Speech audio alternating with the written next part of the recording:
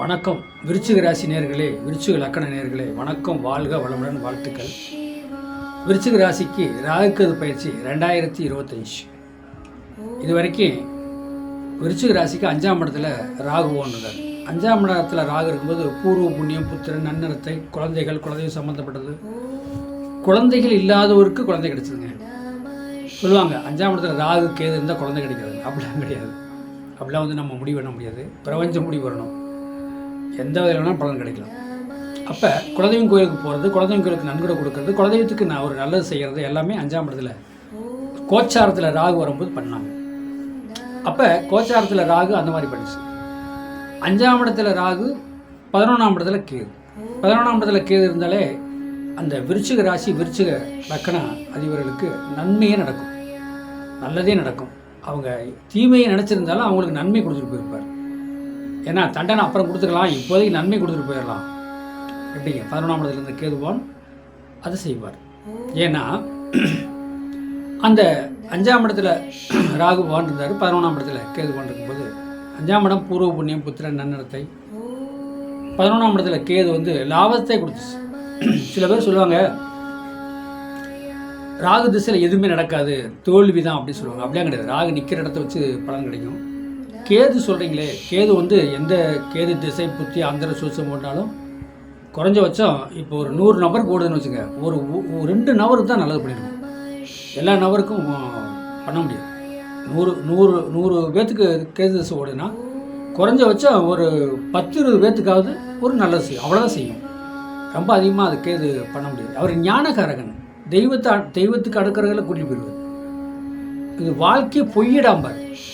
வாழ்க்கையே பொய், கல்யாணமே பொய், நீ பொண்ணும் பொருளும் சந்தோஷமாக இருக்கிறதே பொய் வாழ்க்கை, அதெல்லாம் நீ நம்பாத, வா, அதெல்லாம் மாய வாழ்க்கைம்பார்.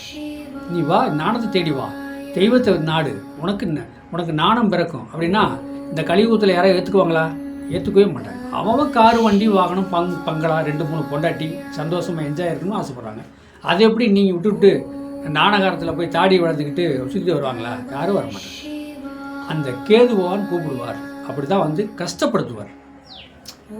அப்போ அந்த 5ஆம் இடத்துல இருந்த ராகு பூர்வ புண்ணியத்தை நல்லது பண்ணிட்டு இருந்துச்சு. 11ஆம் இடத்துல இருந்த கேது நாணத்தை கொடுத்து வருமானத்தை கொடுத்து. 2ஆம் இடத்துல இருக்கும்போது சரியில்லை. இப்போ எங்கே போயிருக்கு? 10ஆம் இடத்துக்கு போயிருக்கார். கேதுவோன் 10ஆம் இடத்துக்கு போயிருக்கார், தொழில் ஸ்தானத்துக்கு போயிருக்கார். நீங்கள் 2-3 தொழில் பண்ணிட்டீங்கன்னு வச்சுங்க, சுருக்கிடும். எல்லாம் போட்டு இழுத்து போட்டு பண்ணுறதை விடப்பா ஒரு 2 தொழில் வச்சுக்கோங்கப்பா, கரெக்டாக ரன் பண்ணிவிட்டு குடும்பத்தை ரன் பண்ணணும், பசங்களாம் படிச்சுட்டு இருக்கிறாங்க அப்படிங்கிற ஒரு புத்தியை கொடுத்துருவார் கேதுவான். இப்போ எங்கே இருக்கார்? 10ஆம் இடத்துல கேது, சிம்மத்தில் கேது வந்தார். விருச்சிக ராசி, விருச்சிக லக்கண அதிபருக்கு சிம்மத்தில் கேது வந்தார், 10ஆம் இடத்துக்கு வந்தார். தொழில் ஸ்தானம்ல கொஞ்சம் அப்படியே சமைச்சு போய் நிற்கும், பொறுமையாக போகணும், பொறுமையாக இதை நடத்துக்கணும் அப்படிங்கிற மாதிரி ஒரு அமைப்பு 10ஆம் இடத்துல இருக்கிற கேது செய்வார். 10ஆம் இடத்துல இருக்கிற கேது பதவி பறிவுன்னு சொல்லுவாங்க. அந்த மாதிரிலாம் எப்படின்னா தொழில் ஸ்தானத்தில் 10ல் இருக்கும்போது கொஞ்சம் தொழில் சுருக்கப்படும், சுருங்குவீர்கள், மனசு கவலைப்படுவீர்கள். அந்த மாதிரி ஒரு அமைப்பு 10ஆம் இடத்துல இருக்கிற கேது கொடுப்பார். 4ஆம் இடத்துல ராகு இருக்குது. 4ஆம் இடத்துல ராகு இருந்தால் வீட்டை சுற்றி பாம்பு பார்க்கலாங்க. கண்டிப்பாக பாம்பு வரும், பயப்படாதீங்க. பாம்பெல்லாம் கடிக்காது, உங்களை வாட்ச் பண்ண வர்றாரு. 4ஆம் இடத்துல கேது வரும்போது கண்டிப்பாக வீட்டில் பாம்பு வரும். நான் சில காருக்குள்ளே பாம்பு இருக்குது, உங்களுக்கு போய் பாருங்கன்னு சொல்லி போய் பார்த்துருக்குறாங்க. கார் உள்ளே இருக்குதுங்க, காருக்குள்ளே நாகபாம்பு இருக்குதுன்னு சொல்லி எனக்கு ஃபோன் பண்ணாங்க. ஏன் அப்படின்னா அந்த கோச்சாரத்துலேயே அவங்களுக்கு 4ஆம் இடத்துல ராகு வந்துச்சு.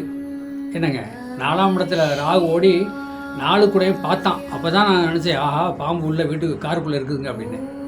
கார் எங்கெங்கே இருக்குதுன்னு கேட்டேன், செட்டில் இருக்குனாங்க. போய் பாருங்கள், காருக்குள்ளே பாம்பு இருக்குது, நல்ல பாம்பு இருக்குது, அதெல்லாம் கணக்கெடுக்கலாம் எந்த பாம்பு இருக்குது. 4ஆம் இடத்துல ராகு. இப்போ பாருங்கள், இது துலா லக்கணத்துக்கு 4ஆம் இடத்துல ராகு வருதா? போய் பாருங்கள், வீட்டை சுற்றி பாம்பு சுற்றிட்டு தான் இருக்கும். அடிக்கவும் முடியாது, போயிடும். அப்புறம் உங்களுக்கு அந்த அடிக்கிறதுக்கு பயம் வந்துடும். எதுக்குப்பா போய் பாம்பு அடிச்சுக்கிட்டு ட்ரூப்பா போயிட்டு போகுது அப்படிங்கிற ஒரு எண்ணத்தை இறைவன் பிரபஞ்சம் கொடுக்கும். ஆமாம், சரிங்க. விருச்சிக லக்கணம், விருச்சிக ராசி நேர்கள், ராகுக்கது பயிற்சி, சனி பயிற்சி, குரு பயிற்சி கேட்டுக்கிட்டு இருக்கிறீங்க. நான் சொல்லிகிட்டு இருக்கிறேன், உங்களுடைய தேதி, மாதம், வருஷம், பிறந்த நேரம் ஏயமா பெய்யுமா, எந்த ஊரில் பிறந்தீங்க, அயனம்சம், இதெல்லாம் ஒரு ஒயிட் பேப்பரில் எழுதி அனுப்புங்க. என்னுடைய வாட்ஸ்அப் நம்பருக்கு உங்களுக்கு உங்கள் விருச்சிக ராசி விருச்சிக லக்கணத்துக்கு திசை புத்தி என்ன போயிட்டுருக்கு, கோச்சார பலனை கம்பல் பண்ணி உங்களுக்கு தெளிவாக பலன் சொல்கிறேன்.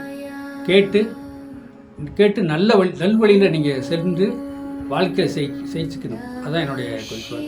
வாழ்க வளமுடன், வாழ்த்துக்கள்.